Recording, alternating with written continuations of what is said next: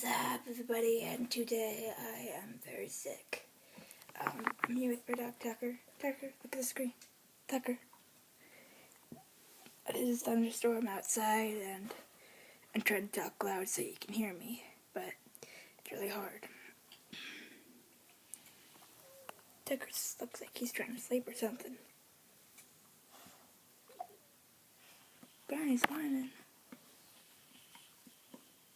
I'm sitting in the hallway because that's where the safe spot is. That my house is very small.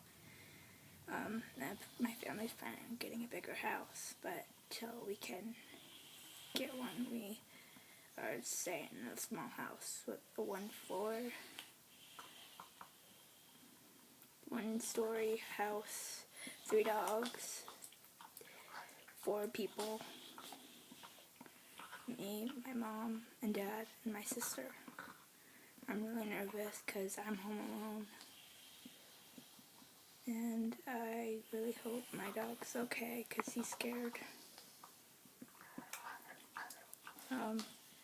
That's all I want to say. See you later.